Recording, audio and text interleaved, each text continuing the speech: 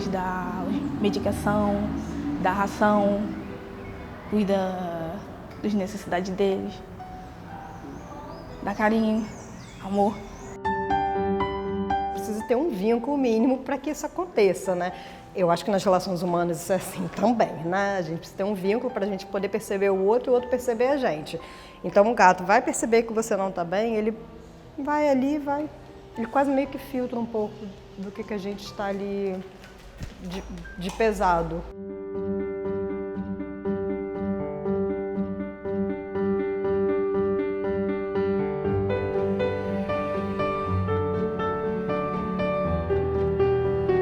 Eu gosto de fazer as coisas e eu brinco com meu cavalo, então que eu gosto de mais é que eu gosto tanto.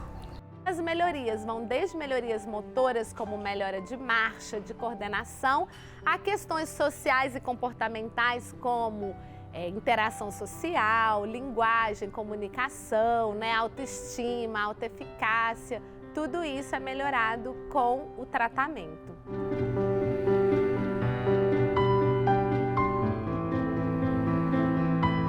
A ideia é tirar um pouco o pensamento da pessoa daquele ambiente do hospital. Então, a interação ali rápida com o cão, 15 minutos que a pessoa fica interagindo ali com o cão já ajuda bastante, né? A gente vê que faz uma diferença no tratamento da pessoa que está ali. No momento da visita, eles se esquecem por um instante da dor, né, da tristeza. Isso com certeza reflete, né, na rotina hospitalar, naquele dia. Eles ficam ansiosos pela próxima visita, né? Isso é muito especial de acompanhar.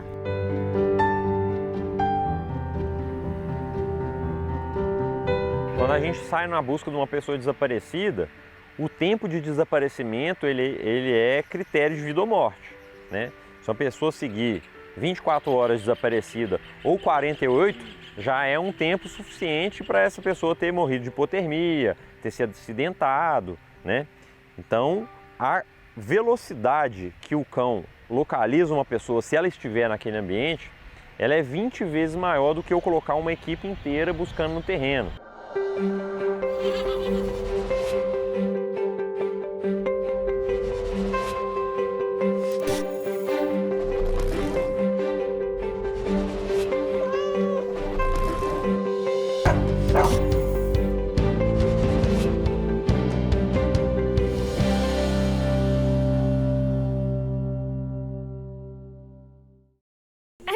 Luz, câmera, ação!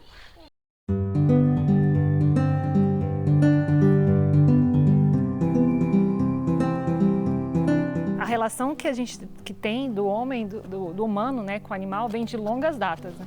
E eles acabaram se aproximando do ser humano por uma relação colaborativa, de ganha-ganha. Mas que no final essa relação, com o decorrer do tempo, foi se aproximando mais, e relações de afeto, né, de colaboração, e a gente fala muito numa família multiespécie. Então os cães eles acabam sendo membros da nossa família e eles são exímios comunicadores, né? Eles conseguem ler nossas microfeições. Então a relação que a gente tem do cachorro com o ser humano, eles conseguem entender melhor a gente do que um próprio ser humano.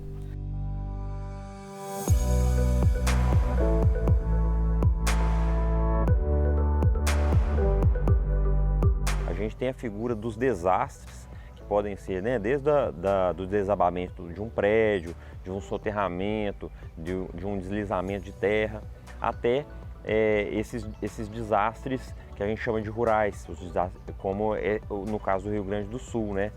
No caso de uma enchente que toma proporções gigantescas e a gente tem que procurar as vítimas que foram carregadas pela água ali naquele terreno rural. Mas a gente tem, né, como em Petrópolis, o deslizamento de terra em uma região densamente povoada causa inúmeras vítimas, misturando terreno natural com escombros de residência. Então a gente tem essas diferenças de operações. E o caso de Brumadinho, né, o rompimento de barragem também, que que causa vítima, os corpos misturados com rejeito, com o resto das construções, com veículos, com produtos perigosos. Então tudo isso são operações diferentes que a gente trabalha de maneiras diferentes. Passa. Ele tem que ter uma capacidade aeróbica boa, porque ele vai ficar, às vezes, por horas fazendo busca. Ele tem que ter agilidade, porque às vezes ele tem que andar em cima de escombro, tem que ter essa resiliência. Não pode ser um cão sensível, né? Se ele escutar um barulho de um avião, de uma aeronave, de maquinário, se ele amedrontar, ele para de buscar. Então, a gente já entra numa outra parte que é a dessensibilização e o treinamento dos cães. Então, a gente deseja pegar o cão logo quando ele sai da ninhada, quando ele desmama, né? E já começa ali a fazer um trabalho de socialização, de mostrar ao mundo, principalmente focado para os cenários que ele vai enfrentar. Tem um cão que é mais treinado para andar em ambiente rural, tem um cão que é mais treinado para andar em escombro, esse cão já tem mais agilidade para andar em escombro, já está acostumado a andar no escombro. Alguns cães são treinados para múltiplas missões, né? Então a gente tem que ter esses cães também, porque a gente não pode ter um cão que espere a ocorrência da vida dele. Ele tem que atuar nas ocorrências que nós temos aqui, né? Então a gente tem apoiado em outras missões, né? Recentemente o Corpo de Bombeiros Militar de Minas Gerais também apoiou no terremoto na Turquia. Quando tem um desastre desse e que o Corpo de Bombeiros não tem logística suficiente para atuar, ele aciona outros corpos de bombeiros para dar apoio. A gente tem uma legislação que sugere a aposentadoria ser aos 10 anos. Mas é claro que na própria legislação nossa fala que a qualquer momento, se o cão estiver com qualquer inaptidão para o serviço, ele pode se aposentar. Ou também pelo contrário, se o cão chegar com 10 anos e estiver bem fisicamente, estiver ávido pela atividade, a gente pode continuar utilizando. Mas a preferência é sempre que ele fique com o seu condutor, que ele aposente e vá para a casa do seu condutor, se o condutor tiver condição de levar ele para casa.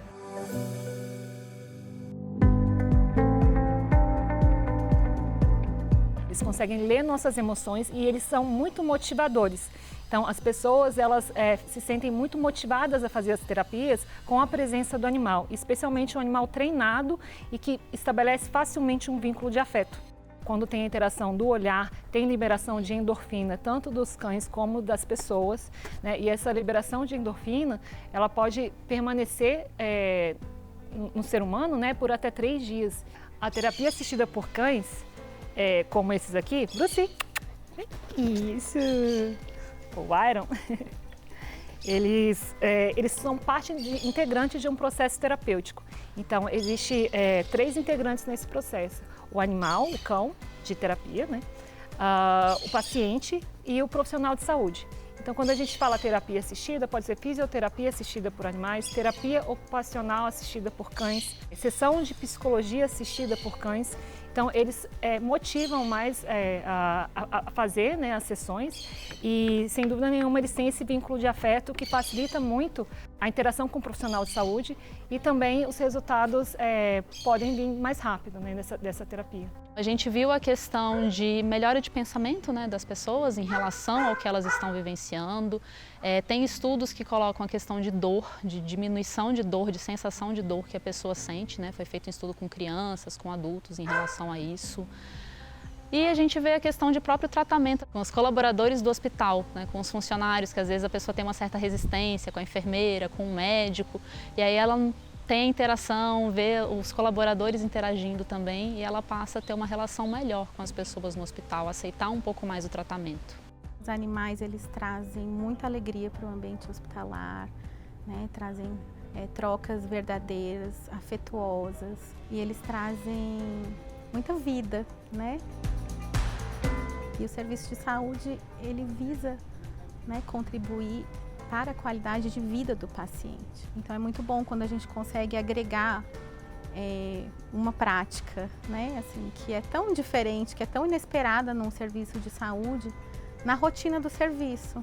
A gente começou o projeto aqui no Hospital de Apoio em 2017. Em 2016, os voluntários trouxeram essa proposta e foi quando a gente começou a se reunir, né, para discutir, para pensar como é que poderia ser. E aí, como ainda não havia experiências, né, era muito incipiente esse movimento, né, da terapia assistida por animais no Brasil, a gente estudou artigos internacionais, a gente buscou referências, né, que pudessem embasar o nosso projeto aqui no hospital. Teve alguns pacientes que começaram a interagir, que não interagiam há anos, não interagia com familiar, com terapia nenhuma. E aí a gente colocou os cães para interagir e eles começavam a falar, a olhar, a chorar, a tentar pegar. Havia um grupo, né, o Pet Amigo, que se tornou o IBIA. Então esse grupo já trouxe, né, assim, uma proposta com relação à seleção dos cães, né, aos cuidados que seriam feitos com esses cães antes das visitas. E a gente foi alinhando com a nossa realidade aqui no hospital, né, com as nossas normas e rotinas das enfermarias, né, com o perfil dos nossos pacientes, até que a gente consolidou um projeto, né, assim, com normas bem claras com relação, né, à higiene desses animais, ao perfil deles também, né?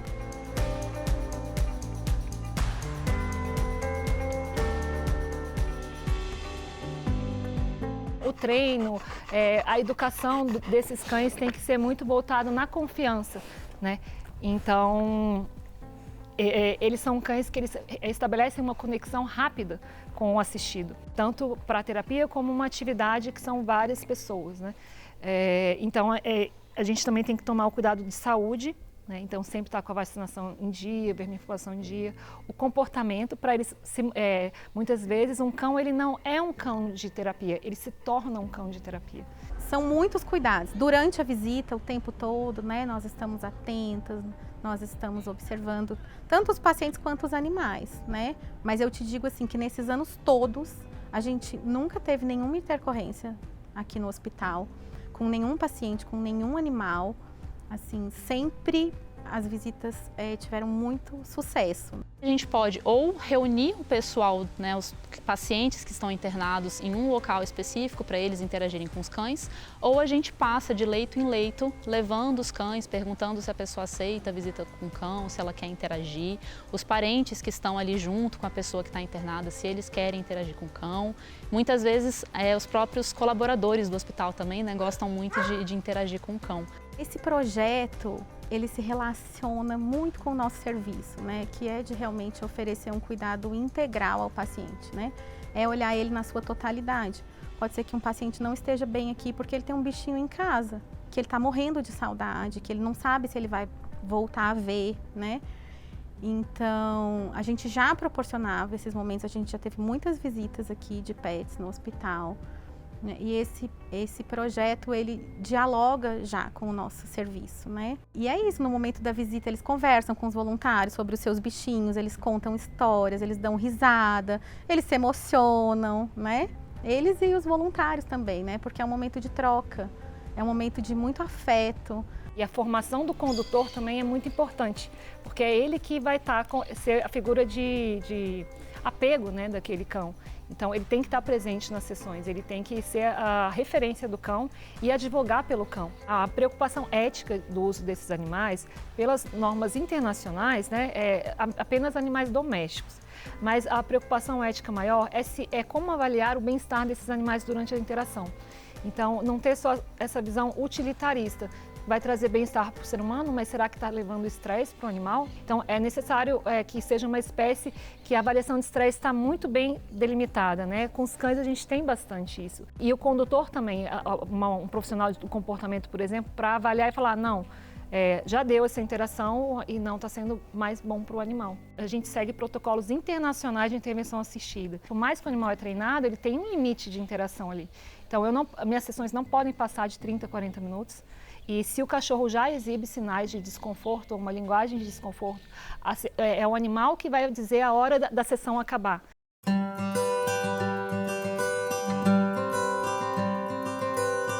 O Centro de Ecoterapia da Polícia Militar, ele já funciona há mais de 30 anos, né? Começou-se aqui no quartel de forma empírica, né, atendendo os próprios dependentes de policiais, e aí foi vendo os benefícios desse projeto, vendo os resultados que se atingia de forma rápida, e aí começou a tratar o centro, o projeto, de forma mais técnica. Diversos artigos foram desenvolvidos aqui, o trabalho foi, de certa forma, sendo evoluído através desses artigos, de estudos. Então hoje a gente passou-se a ser uma referência, não só a nível de Brasília, né, como centro, como a nível nacional. A terapia, chamada de ecoterapia, ela utiliza do movimento natural que o cavalo faz enquanto ele anda, que é o movimento tridimensional. Então esse movimento gera deslocamentos que acionam, né, que ativam o nosso sistema nervoso central, fazendo com que ocorra neuroplasticidade, toda a reabilitação aconteça, junto com o ambiente terapêutico que é muito estimulante, né, um ambiente sensório-motor muito rico, né, cheio de árvores, o cavalo tem textura, tem temperatura, então tudo acontece a partir disso, desse contexto. Nós hoje buscamos um cavalo, primeiro, que ele tenha um comportamento bem favorável, no sentido de não se assustar, de ter uma índole muito boa, ser um animal inteligente. A estatura, ao contrário do que a gente às vezes exige para o policiamento, ela é um pouco mais baixa, né? E aí a gente aproveita, inclusive, cavalos que são do policiamento, que trabalharam ao longo da vida servindo a sociedade no policiamento ordinário. E aí a gente, depois que percebe que esse cavalo é bem calmo, está tranquilo, já está numa idade mais avançada, a gente traz esse animal para cá. Às vezes ele passa pelo primeiro projeto, que é o projeto de escolinha de equitação. A gente, percebendo a boa índole do animal, traz para a ecoterapia.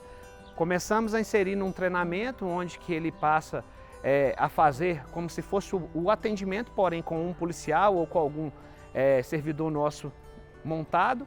E aí a gente, vendo que o cavalo ele atende a essas exigências, aí ele começa de fato a fazer o atendimento com os praticantes. Qualquer doença, transtorno, condição de saúde que tenha a necessidade pode fazer, desde que não tenha alguma situação que contraindique. Então a gente tem aqui o nosso grande público hoje são pessoas com autismo, mas a gente tem paralisia cerebral, síndrome de Down, síndromes raras, inclusive pacientes com esclerose múltipla, com AVC, com lesão medular, então é bem variado mesmo. Nós exigimos que tenha um direcionamento médico, né? Algum médico que faz o tratamento, seja um autista, seja alguém com uma paralisia cerebral, então ele indica a ecoterapia como uma parte do tratamento, e aí a gente recebe essa pessoa aqui. Ela coloca o nome numa lista de espera, que infelizmente ela é bem extensa, porque como o nosso projeto ele é gratuito e a gente atende a comunidade como um todo, então a gente tem uma grande demanda de pessoas que querem fazer parte desse projeto. Para a Catarina, principalmente, a estabilidade emocional. Eles trabalham aqui, esse centro ele é muito acolhedor, então não só para o praticante quanto para a família, né? Então emocionalmente ela fica mais tranquila, mais estável. Eles trabalham aqui também, colaboram muito com a parte de alfabetização. A Catarina está com 10 anos, né? Então está no processo de alfabetização, e todo o suporte que ela tem para o desenvolvimento que é necessário. Os profissionais daqui dão total apoio e colaboram com todos os outros profissionais que também fazem parte da rotina dela.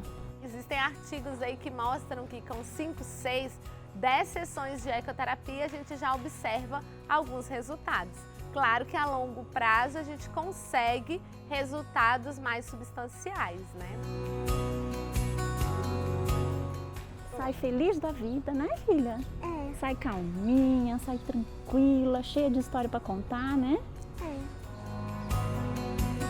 Às vezes a gente vê uma coisa pequena acontecendo. Tivemos recentemente uma praticante que agradeceu aos professores, aos policiais, a todos nós, porque agora ela conseguia passar um batom. Algo tão pequeno para a gente, né? Mas que aquilo para ela era uma mudança de vida, uma independência. Então esses resultados são muito satisfatórios, né? Por exemplo, um cadeirante, ele sempre tem uma perspectiva das pessoas de baixo para cima, né? Ele sempre está sentado numa cadeira, vendo a pessoa de baixo para cima.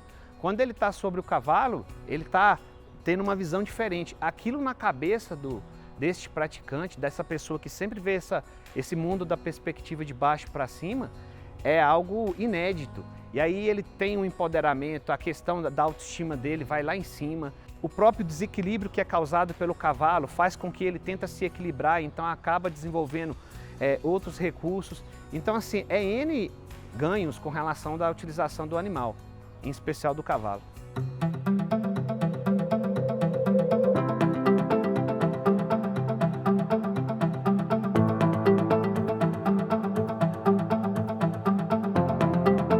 A gente vem aí de uma prática aí de saúde mental ainda da época das internações, né? E alguns usuários eles adotavam os gatinhos e a gente já via nessa época, mais a nível de laboratório mesmo, assim, de observação livre, digamos assim, a gente já via um pouco desses benefícios assim, nessas interações. Eles adotavam, davam um nome, colocavam comida, né? A gente comprava ração para colocar, então isso ainda na época das internações psiquiátricas, né? E aí fecham-se as internações e aí a gente cria esse projeto, que é o Polo de Atividades Terapêuticas Assistidas com Animais, né? Pensando em acoplar a questão dos gatos, né? E a questão da doutora Anísia da Silveira, unir a questão da saúde mental, de promoção de saúde mental, a partir da interação com os gatinhos, que são os animais que atualmente estão no Instituto. Enquanto profissional, né, psiquiatra, que revolucionou a psiquiatria brasileira, ela teve um papel fundamental, assim, acho que especialmente para o nosso trabalho, né? Até porque aqui foi nesse instituto, né, que ela trabalhou durante muito tempo. Então temos aí uma relação muito próxima com o trabalho que ela desenvolveu. Aqui no Instituto ela trabalhou durante um tempo, né, com animais, como ecoterapeutas, e aqui dentro do próprio Instituto, né, ficou aí o legado desse trabalho que foi, de alguma forma, perpetuando através de documentos, né, assim, e até o momento que chega pra gente também como algo inspirador e um trabalho muito bem sucedido. Assim. Temos no projeto 5 gatinhos que a gente chama de nossos gatinhos terapeutas, né? E aí cuidamos desses gatinhos em específico para colocar na interação com os nossos usuários, né? O que a gente observa de diferença entre gatos e cachorros, né? O gato, ele é um ser, e aí eu acho que a doutora Anísia, ela tem um livro até que ela fala sobre gatos, ela tinha muitos gatos pessoalmente, né? Ela tinha mais de 20 gatos, então é uma diferença básica, eu acho, que entre o gato e o cachorro. O gato você tem que conquistar um pouco, então ele demanda uma interação sua também. Passei aqui e vi os gatinhos e gostei. Aí faz 1 ano e 8 meses que eu tô aqui. Pra mim tá sendo muito importante e muito significante pra mim. Tô vendo muita diferença, que eu era muito tímida, agora não sou mais, assim. E tô aprendendo várias coisas aqui também, os gatinhos. Uma vez que a pessoa esteja melhor do ponto de vista psíquico, obviamente isso vai resvalar por todas as outras áreas aí, né? Área escolar, área da interação, área social, isso né, a gente funciona em diversos aspectos, né? Então, assim, um benefício, eu acho que substancial a nível da comunicação, assim, porque eu acho que assim, essa interação respeitosa, empática, solidária, cuidadosa, porque a gente vai um pouco também ensinando as pessoas que aqui estão a como se relacionar. E aí a gente reproduz isso para o outro. Eu acho que a gente leva como é que a gente cuida dos animais, e aí, né, acho que era Gandhi que dizia isso, né? Você avalia uma sociedade como é que ela cuida dos seus animais, né? Então, assim, a partir do momento que a pessoa consegue cuidar bem daquele animal e ser cuidado por ele, porque é via de mão dupla, né? E eu acho que isso reproduz para as outras relações no entorno. De fato, esse trabalho de terapia assistida com gatos é algo muito inovador. Assim, é muito comum você ver com cachorros, com cavalos, principalmente esses 2 animais. Temos muitas outras experiências, inclusive com golfinhos, com aves, répteis, mas especialmente cachorros e cavalos. Sem dúvida, com gatos, acho que fala muito do trabalho da doutora Anísia e também do que nós conseguimos observar de potencialidade, de fato, nessa relação. Assim. Como não há essa regulamentação, o que nos norteia hoje é a Constituição Federal, onde é vedada a crueldade animal, né, no seu artigo 225. Então isso vale para qualquer animal, seja ele de trabalho ou não. E as fiscalizações que são realizadas através do Conselho Regional, Conselho Federal de Medicina Veterinária e os órgãos estaduais que são responsáveis pelo bem-estar animal. Então, independente do animal ser de trabalho ou não, as regras que regem são as mesmas da Lei 9.605, de 98, que criminaliza a conduta de maus tratos, em especial para cães e gatos, né, onde nós temos aí uma pena de 2 a 5 anos de reclusão, além do pagamento de multa. Nós temos só a questão do cão-guia, que é regulamentado. Tem algumas leis municipais que regulamentam os animais entrarem em hospitais, mas não necessariamente para intervenção assistida por animal. Então, às vezes, o próprio animal do paciente que está internado poder acessar esse local. Então, são as legislações que nós temos atualmente. Nós precisamos de regulamentação, né, para que você tenha um período, para que a gente saiba como é dado esse treinamento, para que o animal possa justamente expressar suas 5 liberdades, sem que ele seja prejudicado, e que esse contato com o humano seja cada vez mais benéfico, tanto para o humano quanto para o animal, né? Para que os dois possam ser beneficiados. Todas as grandes operações são marcantes para a gente, pessoalmente, né, por você presenciar o drama social ali, você estar perto das pessoas que estão procurando seus entes queridos ali desaparecidos. Mas profissionalmente também nos marcam, porque você tem a oportunidade de ver o cão trabalhando numa condição que você não tem controle nenhum daquele cenário. Normalmente nos nossos treinos, nós mesmos é que controlamos aquele cenário, tentamos simular alguma coisa que lá na frente o cão vai atuar. Mas quando você chega num rompimento de uma barragem, é impossível você fazer o simulado disso, né? E aí sim você tem que confiar plenamente no seu cão. Chegou um dia que a voluntária falou bem assim, nossa, Nayara, eu acho que essa pessoa ressuscitou. Eu acho que a pessoa ressuscitou com a interação que teve com os cães de intervenção. E realmente, assim, né, é leigo falar isso, mas a gente vê que tem uma comunicação única acontecendo, né, de afeto ali.